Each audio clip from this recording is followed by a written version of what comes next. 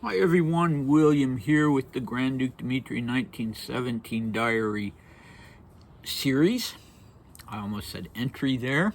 Um, yeah, I'm a little bundled up today. It's chilly, 14th October 2025, and I have to make a correction. A viewer very helpfully pointed out in the installment dedicated to the Kornilov uprising that Kornilov did not kill himself. I misspoke on that. That was Kaledin, General Kaledin, the ataman of the Don Cossack host, who ended up killing himself. So, sorry about that error. For our recap today, well, the previous diary entry we finished up with 1917. Good Lord, I'm out of it today. I waited too long to do this. There was so much hustle and bustle around the house, and now it's getting late.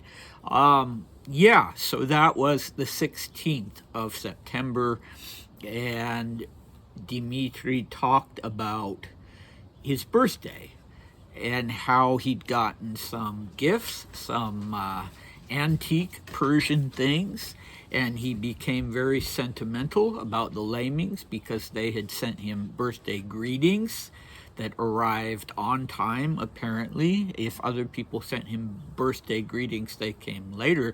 You can hardly blame them given what was going on in Petrograd, but he was very touched by the Lamings sending him that birthday message, despite everything going on around them.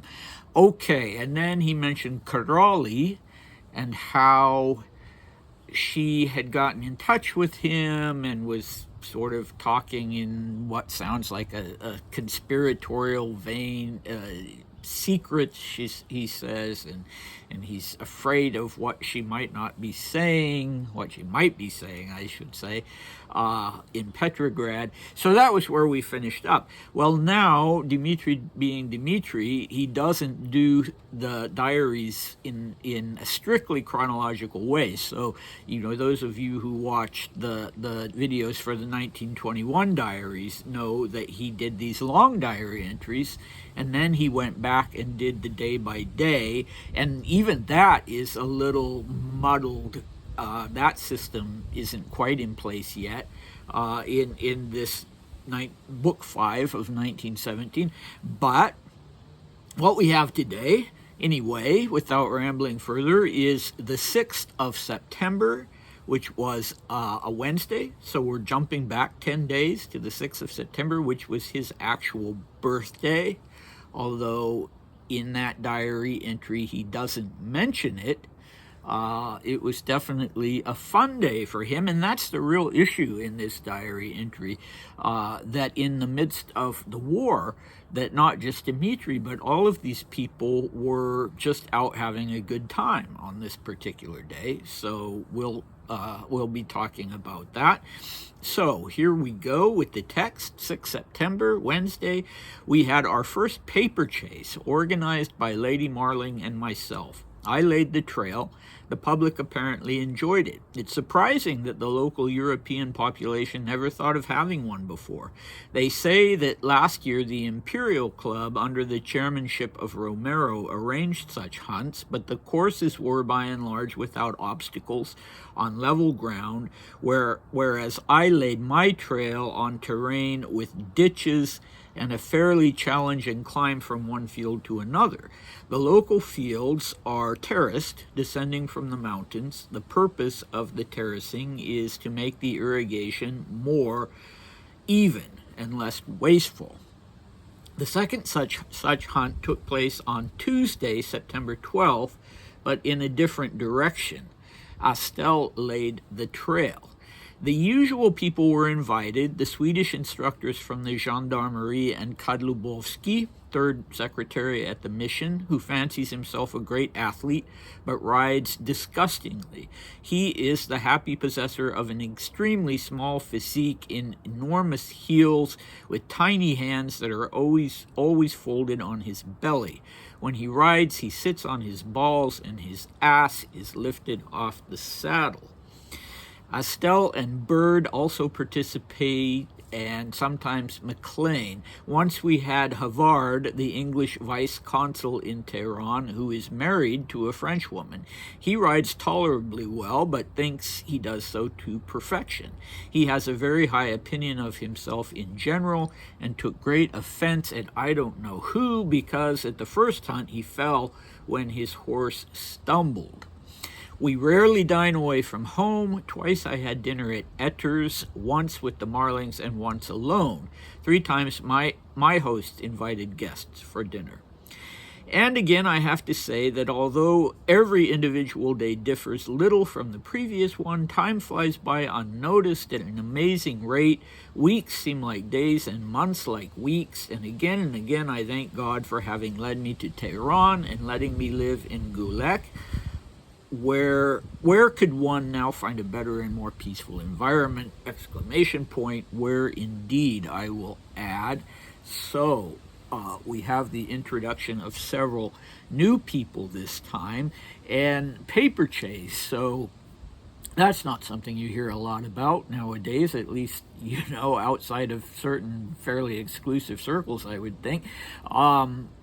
So I first encountered the idea of a paper chase when I read Tom Brown's School Days, set at Rugby, the boys' public school, famous old institution that gave the game rugby its name. And in that marvelous book, there's a description of a paper chase, which was basically one boy, I think with some kind of like canvas bag with a hole in it, would run. He'd get a head start and he'd run across fields, and pieces of torn up paper would fall out from the hole, and the other boys, after the head start had expired, would go and hunt him down. And it was a way of sort of doing a mock fox hunt.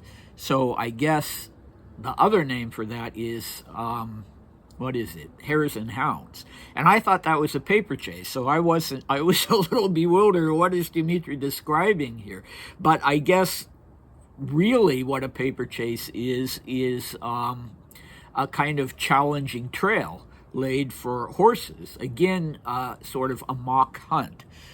So Dmitri would have been responsible for choosing the terrain, making sure there were obstacles, and that was, he says, organized by him and Lady Marling. He wouldn't have had the connections, presumably, to do it himself, and, been able to organize things with the people who owned the fields or the land. So he did that, and people enjoyed it. He refers to the first person he refers to here is Romero.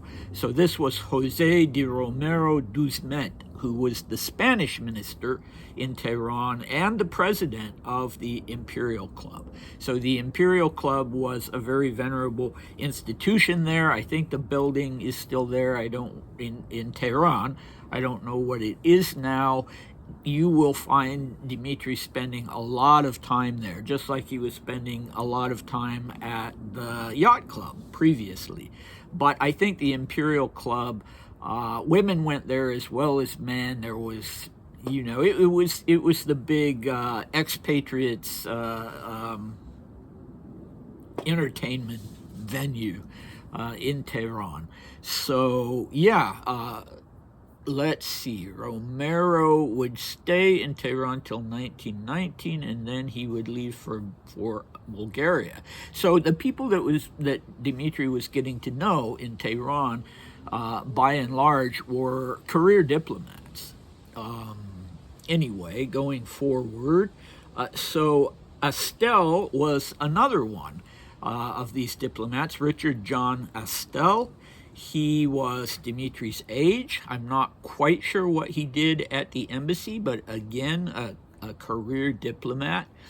Then we have the Swedish instructors from the gendarmerie. So I talked a little before about the Swedish gendarmerie, and it was technically more or less disbanded in 1916, but I guess five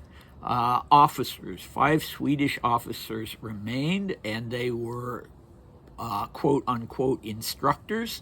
So most of the gendarmes themselves were actually Persian, they were Iranians, and their biggest job was not so much policing things in Tehran, but with the various tribes in Persia who were often at odds with each other and with the expatriate community, and in particular, they were guarding the highways, the transportation routes from attacks by bandits and rebels and things like that.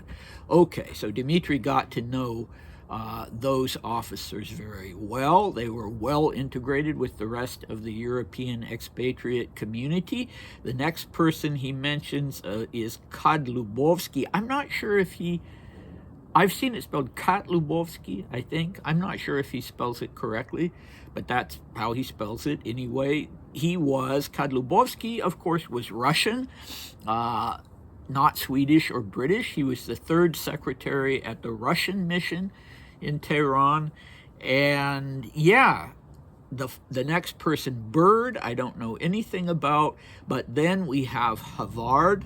Havard was Sir Godfrey Thomas Havard. He was a real expert on the region. He had been one of the Orientalists or Oriental secretaries. He would remain in the region long term. He would make his career in the Middle East and Mesopotamia. So Dmitri is not being kind here, is he? Is he in a bad mood? I don't know. He's very harsh. You know, it almost seems like he feels a little defensive or a little threatened, although why would he?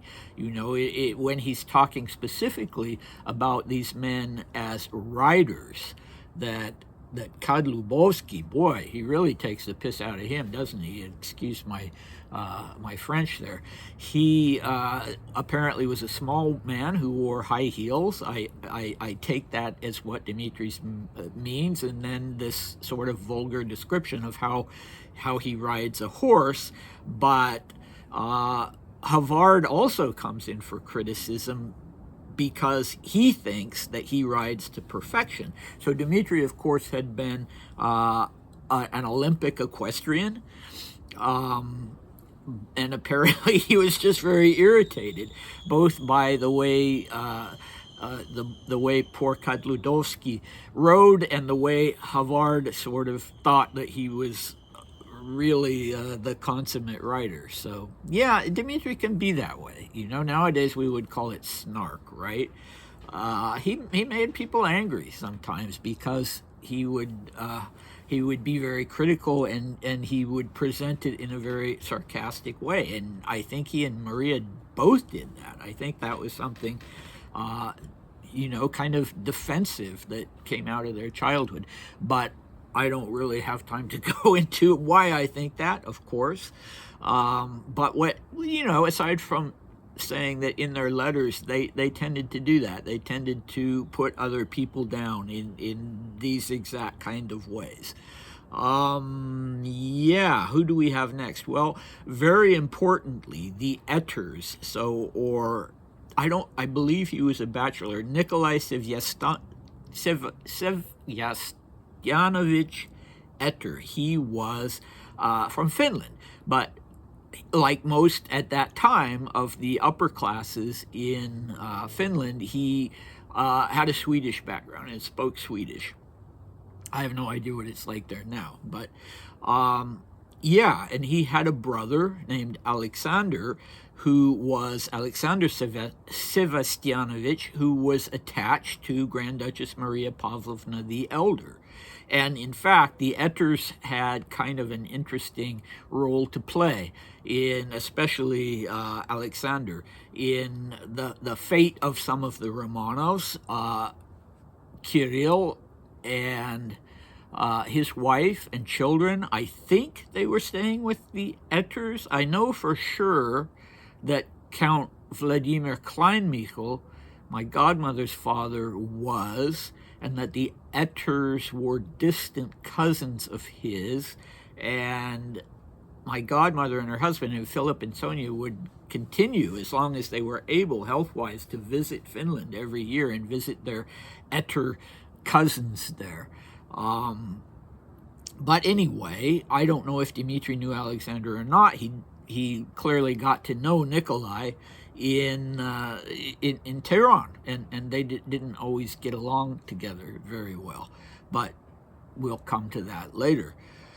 So, yeah, what do you say about this? I mean, in other diary entries from this time, including the next one that we'll do, which is practically the opposite of this one, Dmitri's very depressed and concerned, but here he is, and all the other people, as I said, they're in the midst of all these world-shattering and tragic events, and they're just out having a fun paper chase. Yeah, go figure. I don't know what to say about that. I will leave that up to you. I guess it didn't do anyone any good to sit around in a state of mourning all day long, or in a state of obsessive worry, and that was definitely a concern for Dmitri, that he would fall into that second category. But, talking about how fast the time flies by, because, the implication is that because every day there's something new and sometimes something fun, and yeah, okay. Boy, I am rambling today. I apologize for that. Some days I'm just sort of like that. So, as I said, next time we're going to have this very, very different diary entry, and I hope you'll come back for that, and see you then. Bye.